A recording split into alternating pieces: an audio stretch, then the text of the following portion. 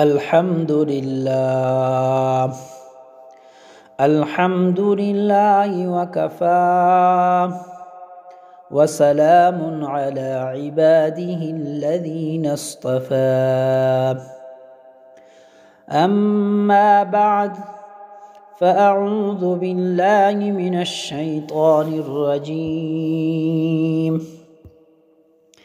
بسم الله الرحمن الرحيم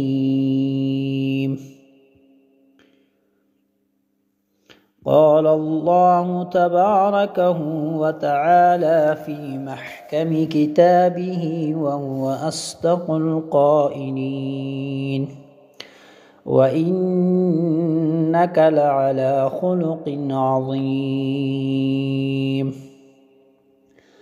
وقال النبي صلى الله عليه وسلم إنما بعثت لأتمم مكارم الأخلاق صدق الله العظيم وصدق رسوله النبي الكريم ونحن على ذلك لمن الشاهدين والشاكرين والحمد لله رب العالمين اللهم صل على محمد وعلى آل محمد كما صليت على إبراهيم وعلى آل إبراهيم إنك حميد مجيد اللهم بارك على محمد وعلى آل محمد كما باركت على إبراهيم وعلى آل إبراهيم إنك حميد مجيد محترم ناظرین، السلام علیکم ورحمۃ اللہ وبرکاتہ۔ امید کرتا ہوں سب خیریت اور عافیت سے ہوں گے۔ آج گفتگو کے لیے جس عنوان کو انتخاب کیا گیا وہ ہے اخلاق حسنہ۔ محترم ناظرین، اللہ تعالیٰ نے حضور نبی اکرم صلی اللہ علیہ وسلم کو کثرت سے خصائل، صلاحیتیں، فضائل، خصلتیں اور سعادتیں عطا کی ہیں کہ جن کا کوئی شخص شمار نہیں کر سکتا۔ فضائل میں آپ صلی اللہ علیہ وسلم کی شان کو اللہ تعالیٰ نے لامحدود بنایا اور ان کا ذکر بھی قرآن میں جا بجا فرمایا۔ آپ صلی اللہ علیہ وسلم کے سارے وصف عظیم ہیں، اس کے باوجود اللہ تعالیٰ نے حضور نبی اکرم صلی اللہ علیہ وسلم کے کسی وصف کو عظیم نہیں کہا۔ کسی ایک وصف کا نام لے کر اللہ تعالیٰ نے یہ نہیں فرمایا کہ یہ خوبی عظیم ہے، سوائے ایک وصف کے، اور وہ وصف اخلاق ہے۔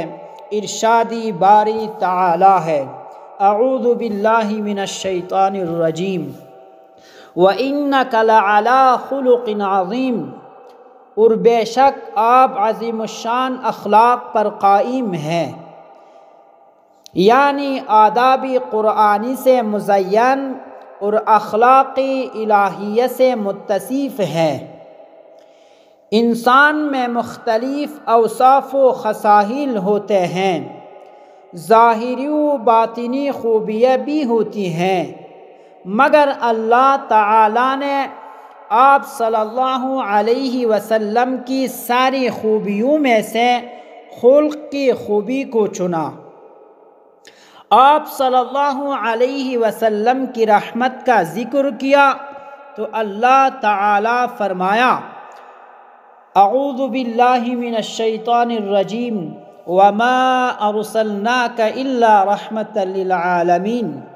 اسی طرح آپ صلی اللہ علیہ وسلم کے توکل، صبر، شکر، یقین، صدق و اخلاص کا ذکر کیا، مگر ان تمام اوصاف کی نسبت صرف اخلاق کو عظیم کہا۔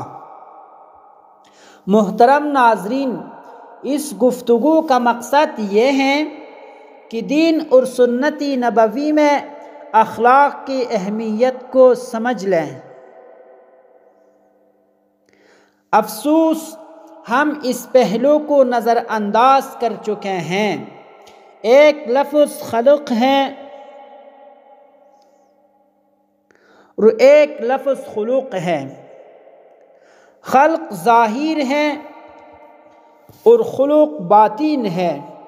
حضور نبی اکرم صلی اللہ علیہ وسلم اپنے خلق میں بھی بے مثال ہیں اور خلق میں بھی بے مثال ہیں۔ خلق کا ایک معنی ادب بھی ہے۔ عرف عام میں ہم نے ادب کا معنی محدود کر دیا ہے، جبکہ ادب کا تصور نہایت وسیع ہے۔ ادب کا معنی حسنی سیرت ہے، ہر کسی کے ساتھ معاملہ اور برتاؤ کا حسنی ادب کہلاتا ہے۔ یہ ادب بندے کا اللہ کے ساتھ بھی ہے اور مخلوق کے ساتھ بھی ہے۔ گویا اللہ، دین، رسول، والدین، اولاد، غیر مسلم پڑوسیوں، ہر ایک کے ساتھ تعلق اور برتاؤ کی نوعیت کو جاننا ادب ہے۔ اصل میں ادب اور خلق ایک ہی حقیقت کے دو نام ہیں۔ خوبصورتی ہماگیر اور جامع توازن کا نام ہے۔ جس طرح انسانی جسم میں توازن ہے، اسی طرح انسان کے برتاؤ، طبیعت اور مزاج میں بھی ایک توازن ہے۔ اگر ہمارے برتاؤ کے ہر پہلو میں توازن آ جائے تو اس کو اخلاق حسنہ کہتے ہیں۔ ادب پوری سیرت پر حاوی ہے۔ ادب پوری سیرت پر حاوی ہے۔ سلف الصالحین حسن اخلاق اور ادب کو نہایت اہمیت دیتے۔ اخلاقی حسنہ اور ادب جیسی موضوعات پر وضع تلقین اور تاکید کی وجہ یہ ہے کہ ہمارے اور اسلاف کے درمیان کئی صدیوں کا فاصلہ آ گیا ہے۔ اس بنا پر ہمارے ترجیحات بدل گئی ہیں۔ دین کا فہم اس فہم پر قائم نہ رہا جس پر قائم ہوا تھا۔ زمانے میں وقت کے ساتھ ساتھ تغیر و تبدیلی آتی ہے۔ مختلف ممالک کے حالات، ثقافت، حادثات سے انسانی فکر پر اثرات پڑتے ہیں اور انسانی فکر متاثر ہوتی ہے۔ امام ابن سیرین تابعی فرماتے ہیں، پہلے زمانے کی اچھے لوگ یعنی صحابہ کرام رضی اللہ عنہم اجمعین جس طرح علم سیکھتے تھے، اسی طرح ادب اور اخلاق سیکھنے کا بھی اہتمام کرتے تھے۔ امام ابن سیرین تابعی فرماتے ہیں، پہلے زمانے کے اچھے لوگ یعنی صحابہ کرام رضی اللہ عنہم اجمعین جس طرح علم سیکھتے تھے، اسی طرح ادب اور اخلاق سیکھنے کا بھی اہتمام کرتے تھے۔ امام حسن بصری تابعی فرماتے ہیں، اگر کوئی شخص گھر سے صرف ادب اور اخلاق سیکھنے کے لیے نکلے اور اس میں اس کے سالائی سال بھی بیت جائیں تو پھر بھی کم ہے۔ یاد رکھیں، علم کا معنی جاننا ہے اور اس علم کا استعمال ادب و اخلاق ہیں، یعنی قرآن و حدیث سے حاصل ہونے والا علم کو دنیا میں استعمال کیسے کرنا ہے، اس کے متعلق ادب اور اخلاق ہماری رہنمائی کرتے ہیں۔ حضور نبی اکرم صلی اللہ علیہ وسلم نے فرمایا، مومنین میں سے اس کا ایمان اعلیٰ ہے جس کا اخلاق سب سے اعلیٰ ہے۔ حضور نبی اکرم صلی اللہ علیہ وسلم نے فرمایا، دو خصلتیں مومن کے دل میں جمع نہیں ہو سکتے، نمبر 1 کنجوسی، نمبر 2 بد اخلاقی۔ یعنی جس کو کنجوس دیکھو تو جان جاؤ کہ اس کی مال میں کمی نہیں بلکہ ایمان میں کمی ہے، اس لیے کہ سخاوت مال سے نہیں بلکہ دلوں کے حالات سے متعلق ہے، اس لیے دل کا حال بدلو، نفوس کو سخی کرو۔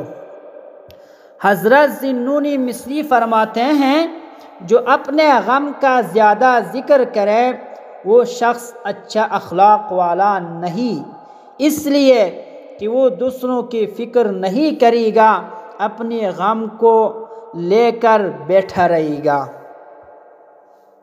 حضور نبی اکرم صلی اللہ علیہ وسلم نے فرمایا، حسن اخلاق کا حامل قیامت کے دن نبی اکرم صلی اللہ علیہ وسلم کی قربت میں بٹھایا جائے گا اور قائم اللیل اور صائم النہار میں شمار ہوگا۔ اور ایک اور مقام پر حضور صلی اللہ علیہ وسلم نے فرمایا، انما بعثت لاتمم مکارم الاخلاق، مجھے مکارمی اخلاق کی تکمیل کے لیے بھیجا گیا ہے۔ حضور صلی اللہ علیہ وسلم نے بندے کو اللہ کا ادب کرنا بھی سکھایا اور بندے کو بندوں کا ادب و اخلاق کرنا بھی سکھایا۔ حقوق اللہ کی کوتاہی تو اللہ معاف کر دیتا ہے، مگر حقوق العباد میں کوتاہی اللہ تعالیٰ بھی اس وقت تک معاف نہیں کرتا جب تک بندہ معاف نہ کرتا، جب تک بندہ معاف نہیں کرتا۔ معلوم ہوا حسن اخلاق عظیم امور میں سے ہیں۔ حضور نبی اکرم صلی اللہ علیہ وسلم نے فرمایا، بندے کے لیے اللہ کی سب سے بڑی عطا خلق حسن ہے۔ حسن اخلاق کا حامل اللہ کی قربت میں رہائش پائے گا، عرش کا سایہ پائے گا اور جنت کے چشموں سے سیراب کیا جائے گا۔ وآخر دعوانا ان الحمد للہ رب العالمین۔ رتل بصورة قاف